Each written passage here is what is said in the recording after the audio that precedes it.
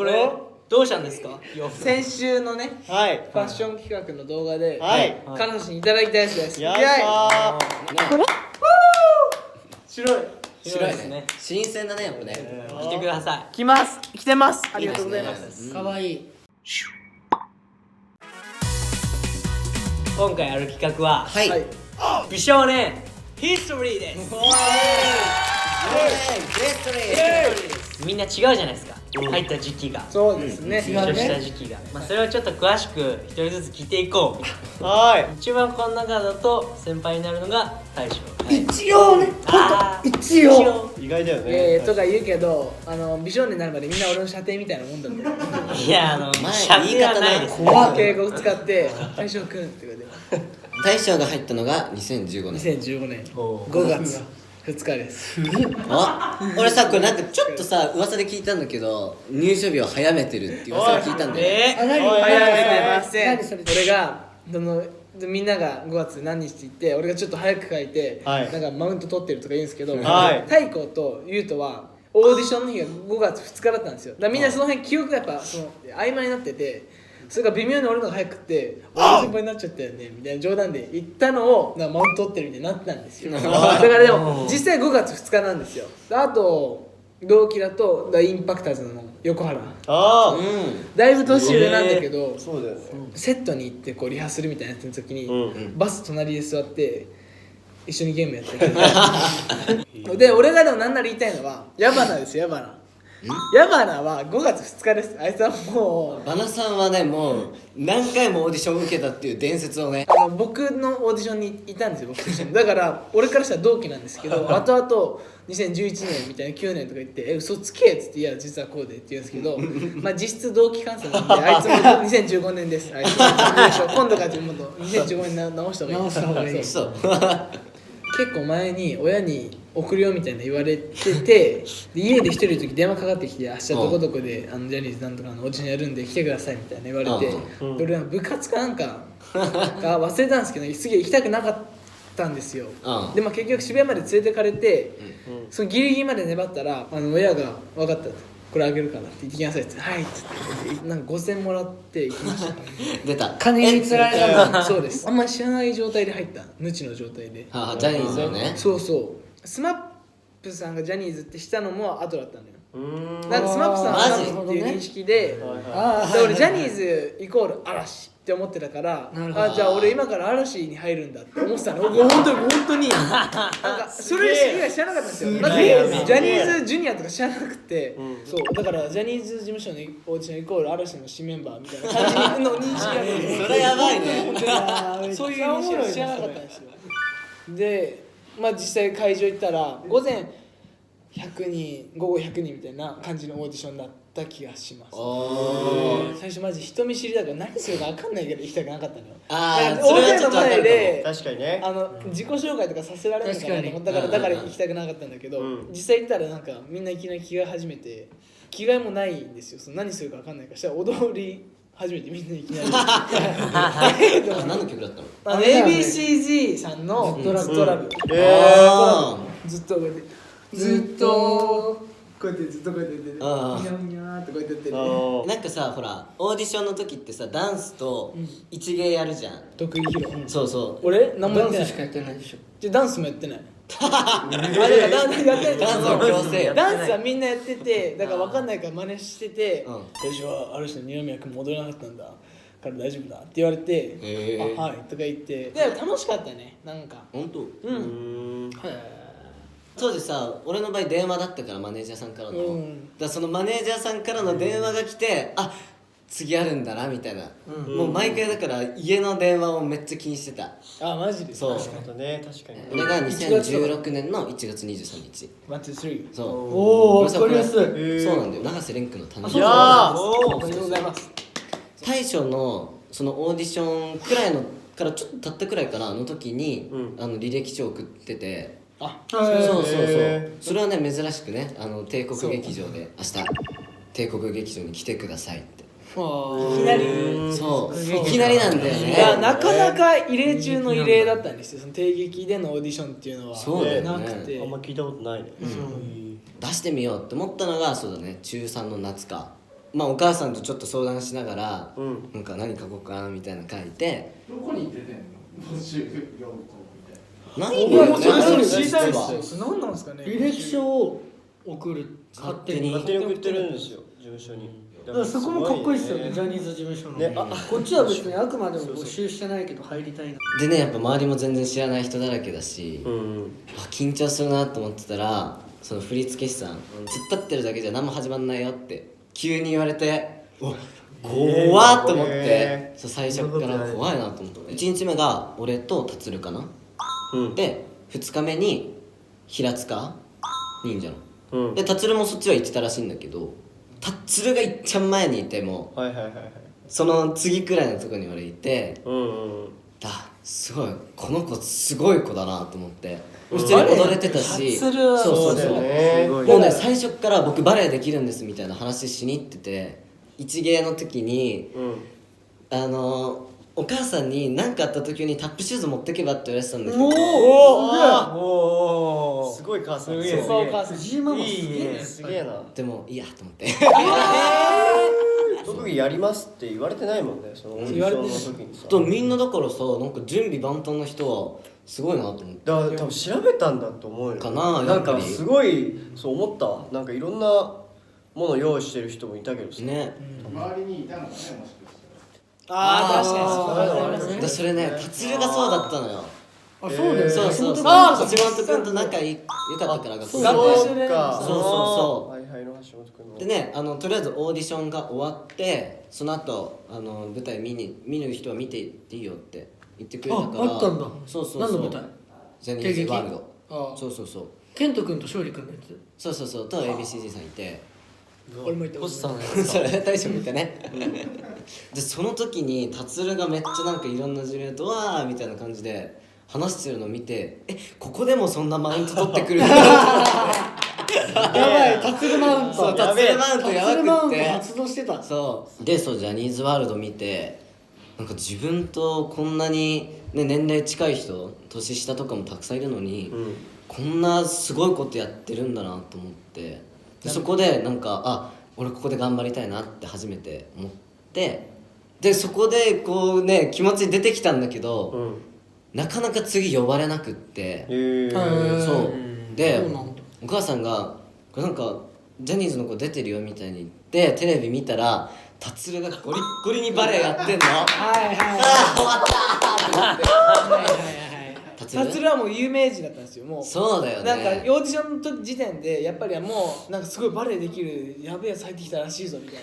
なもうなんかもうそういう本当に感じでなっててもう完全にダメだって思ったんだけどその後のレッスンダンスレッスンではいはいはい呼ばれて首の皮一枚つながったなと思ってへでその時に多分ジャニーさんが気づいたんだろうねうんうんそうちゃんと「ダンスいいね」っつって「やってたの?」ってそうでそうもジャニーさんより早く藤井君に気づいた人いるんですよ誰俺なんですそうだそうだ出ましたまあ出たよまあ言いたいこれ言いたいけど藤井君がこうくるくる回ってるんですけどすごい綺麗で話しかけに行ったのまあでもそっからの大将の先輩風すごかったけどで一時期すごい嫌でもう全然喋んなくなったそんなこともあった藤井君がそもそも年上ってしたのがだいぶ後だったんですよでも目が怖かった。目が。でそっからなんだっけ勝利の日までそうだねそうセクシーゾーンさんの勝利の日までのうん MV の時に出た。そう俺と達と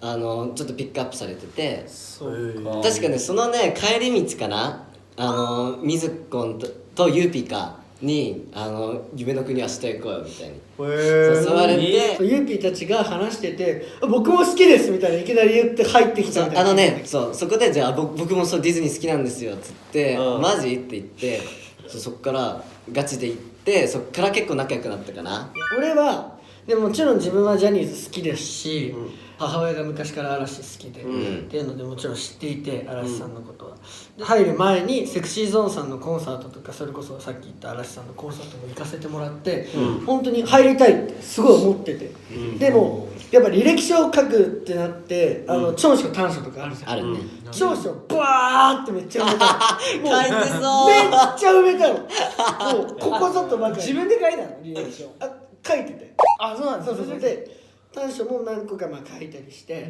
でいざ出すってなったらこれでいいのかなとかずっと迷って結果、勉強机のこの下に挟んだままだった。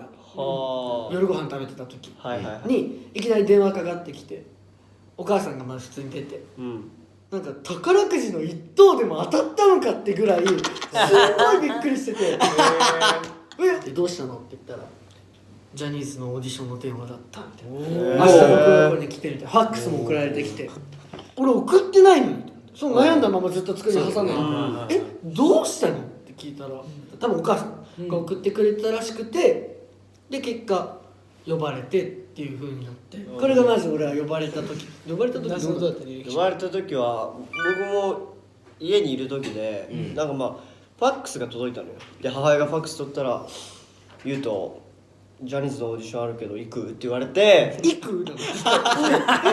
本当にその緊張したのに行くって言われて、確かね土日かのどっちかだったんだよ。俺日曜だって気が日曜だったんですよ。俺日曜日野球のちょうど試合があったのよ、午後からね。だから試合もしかしたら間に合わないかもしれない、どうするみたいなこと言われて、で最初は行かないって言ったのよ、いやそう俺まず知らなかったからさ、親戚が申し込んでたのよ、送ったパターンね、そう他の人がね。だから履歴書も本当自分書いてないんだけど、そうだからいいやと思ったけど、まあ次の日になってもともと嵐さん僕も好きだったからさ、そうだよね。そうライブとかライブ DVD 見てたから、まあ記念に行こうかなと思って、まあ試合に行くがてら行こうかなってもう一試合言った。そう本当にもう試合がメインでしたそうだね。そう試合がメインだ。もともとずれてたんだよね、なんか言ってた印象。やっぱこれはあることなんですよ、こういうのは。いやでも俺らすぐ合わせたもんね。先輩ずらしないもん。最終的に最終的には合うけど、そのちょっとの記憶の誤差はあるんです。まあそれで俺オーディションのね日がはい親戚の結婚式の日だったの。そうだから本当どうしようって行きたいしと思ってたけど、1回しか多分ないと思ってたから、ジャニーズのオーディションなんて、って思って、まあ、家族とかはその結婚式行ってて、で俺は友達のお母さんと一緒に行ったのよ。なんかさファックスにさ地図送られてきたの。入ってたね。そうだから駅と最寄り駅と駅出てこっち口ねみたいな分かってたから、確かに普通に野球行くがてらだったから野球の荷物持って一人で行った気がする。多分でさ、名札みたいなの最初下にもらったわ。白いやつね。なんなら今も藤井直樹あるし、着替えあるね。そうあの時番号みたいな100何番まであったから100結構多かったと思う。いて、まあオーディションなので、目立ったもん勝ち、印象に残ったもん勝ちっていうのをずっと思っていて、そうね。だから当時テニスやってたし、その学校のテニスウェア、学校の公式のテニスウェアで俺はオーディションに臨んだの、公式がオレンジなの。戦略だな。もうそれは何するか分からずにとりあえず何するかも全部知ってた。ダンスすのオーディションもあるし、特技披露も知ってた。1列目陣取って、まあ割と真ん中の方で鏡のもうほんと1列目でやってて、俺自身ジャニーさんにオーディションで話しかけられたら勝ち、絶対合格っていう説がある。それを知ってて、で、ジャニーさんがこうやってメモ持ちながら歩いてトコトコジャニーさんの目の前に来て、うわこれ話しかけられるチャンスと思ってめっちゃ頑張ってやってたら「ユーアクロバットできるの?」って聞かれて、もうそれ俺だったの聞かれたの、めっちゃ嬉しくて、できないのに「できます!」ってめっちゃ「できます!」ってもうとりあえず言ってバク転できるの「できますできます」みたいな。あ、そうなんだ、分かったみたいな。で番号メモして、あ、受かった、これ来たぞ。もうこれその時から詐称してんじゃん。すげえその時から俺受かったのは絶対分かってて、も受かった自信もあって、大事よ、頑張ろうと思って。で俺多分右にいたんだよ。俺右の前ぐらいにいたの。いっちゃんジャニーさんのとこから遠いところ。多分あの人がジャニーさんだろうなって思ってて、まあ別に見えないけどしゃあねえと思って、で左見たらなんか目チカチカするなって思ったら浮所だった。いたオレンジ。こんな蛍光オレンジおるの。と思って。だからもうそれ生まれる逆で人生で初めて見るオレンジ。そうこんな眩しいやつおるの。これもチカチカするやんと思って。成功なんだよこれ。そうだから浮所はね覚えてる。本当にこんなオレンジあるんだって思ったもん。ハイハイジェッツだったよね。そうね。ハイハイジェッツ。まだ振り付け覚えてる。そうで踊って、もちろん、昔ちょっとだけダンスかじってたけど全然できなくて、逆に浮所のおかげでそうだよ。だからこんなこと言うのあれだけど俺のおかげでマジで。厚かましいな。で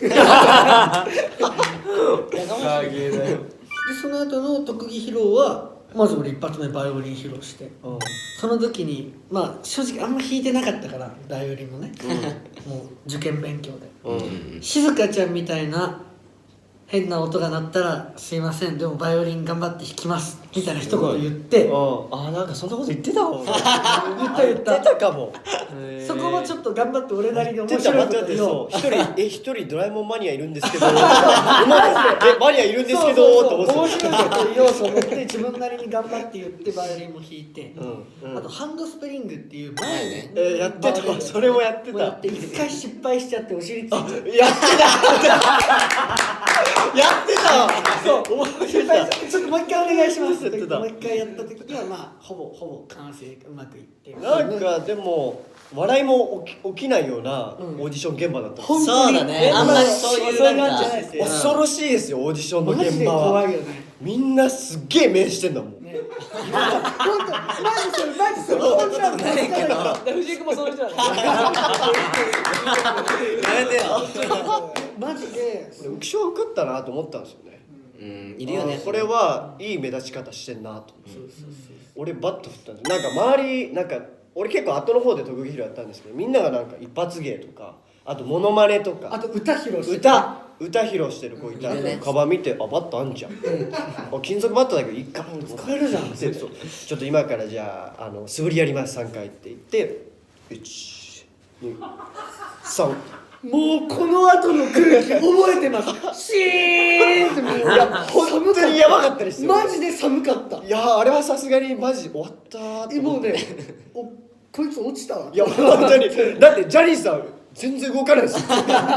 微動だにしそうなかったね。メモ帳あったんだけど一切メモ全然手動かさないからさ。でもそれで言うとさ、その静香ちゃんもまあまあだけどね。いや静香ちゃんね、バイオリンよく頑張ったからね。滑ってる2人だから。あ、そうです。いやあれ滑ってる2人あそこ何やっても滑るから。ただお笑い系の一発ギャグやっていた系は全員いなかった。ですよね。はい皆さん分かりましたか。これから皆さん気をつけてくださいね。入りたい人はオーディションで一発ギャグはダメです。絶対にやっちゃいけません。あれはやっぱ間が悪いよね。まあね。温まってたらおもろいんだろうなっていうのばっかだと思う。俺ね他に覚えてるの北川匠。あいつは違うアーティストさんの栄光の駆け足だよ。これがキャッシュそう匠はうまかったアなーティストさんのちょっと歌かけていいですか。で歌かけて歌ってたのは覚えてる。覚えてるね。そうか。同期だとあと新たと森がいるのか。そう佐藤新いて、あと青木浩平多いよね。おいおいこの代めっちゃいるよね。青木浩平でしょ。織山直は多分ブレイクダンスやってたと思う。やってた気がするな言われてみれ結構ば。フロアとかでもがっちりイへエーってやってたと思うんだよ。多分青木くんはねトランペット持ってた。トランペット弾いてた記憶があるんだけど定かではない。でそれ終わってまず野球大会が一緒だったね。あ、そうだ。一緒さ、そのさジャニーズ野球大会の時さ、なんか研修生外周回ったのよ。その外周でね、なんかずっと手振ってて、ね、なんかテンション高くなっちゃったのかわかんないですけど、いきなりハンドスプリングしてそうよく覚えてる。またやってんじゃん。こいつ懲りねえな。転ばなかった。いや困らなかった。さすがにね転ばなかった。よかったまたやっちょると思って。 6月ですね。6月19。龍河と一緒か。龍河と一緒です。そうね。そこは同期誰なの他。手島くんとあと三島くん。島4人ですね。僕ら。自分で書きました。それは純松本くんに憧れて。なんか花より団子うん。を見たんですよ。はい再放送。再放お家送ですねで普通に見てて、うんで嵐さんの存在してたんですけど、でめっちゃかっこいい人いると思って、輝いてて、そのテレビ画面上であったんですよ。 MJ。松本潤君がちょっとその気になって、ジャニーズ事務所かと思って、これがジャニーズ事務所か。ちょっと自分も入ってみたいなと思って、中学受験終わったら送ろうと思って落ち着いたら、で送りましたね。その時、なんか小6の卒業文集の時に将来何になりたいかみたいな、書いた時にジャニーズになりたいです書いたんですよ。すごいよ。それさ本当に書いて、まあ友達にその頑張ってねっていう意見もあれば、まあ、絶対無理だろみたいな、いやそういうまあいろんな意見があるそうだよね絶対ねそうだよね。でもさジャニーズなりたいってそこでかけてたもんね。そうそこで書いていやかっこいいと思うよまずねちょうどそのオーディション日ぐらいになんか本当は旅行に行く予定だったんですよ。中学校の受験祝いで一緒に家族と行こう決めてたんですよ。まあでもこれはやっぱりその自分のやってみたいことでもあって、それは親にも分かってもらえて、僕も上下なんかちょっと派手めの蛍光っぽいやつ着てたんですよ。なんか結構多いなと思ってそう着てたんですよ。結構多いでなあと当時メガネかけてたんですよ僕。そうだそうだよスポーツメガネみたいな。メガネじゃなくてもうゴーグルですよもういいっすよそれは何でも。ちょっと高いやつねあれ高いっすよ実はあれ結構。ちょっと高いんだよね親に作ってもらってハイハイジェッツさんのハイハイジェッツを踊ったんですよ。そうねオーディション曲で踊ってて、もう振りも全く分かんなくて、ちょっと君一回メガネ外してもらっていいかなみたいな。おーよで言われたんですよ。すげえうわちょっと覚えててメガネ分かりましたって言って外して置いて、なんか見えなくてハイハイジェッツあーと思って終わったと思って全然踊れてないのにさらに踊れんくなると思ってああもう終わったと思っていい風に考えれば確かに見てもらえてるのかなって。だからジャニーさんも気になったんだろうねなんかその半々の気持ちだったんですよ。見えないっていうのと嬉しいっていうそれで頑張っ気にかけてもらえててるけどなんとかまあ早い術を終わり、うんでまあ特技コーナーみたいなのやっうんうんうんと来ました。僕はなんか当時そのスケボーそうだよそうだよ電動のスケボーでそうそうで多分俺以外に持ってる人はいないだろうみたいな一輪の電動のスケボーを持ってたんですよ。俺初めて見たあんなはい俺も多分見たと思う。あれはまあ近く探してもいないなと思って、うんそれを使ってなんか走ったんですけどスイッチ入れるのめっちゃうるさいんですよ。なんかあ「テレレレレスタート3、2、1」みたいなそういうなんかめちゃめちゃうるさいんですよ電源はつけるのに。まあ仕方ないからつけてすごい見られてるの分かってるんですよこっちつけてる時に。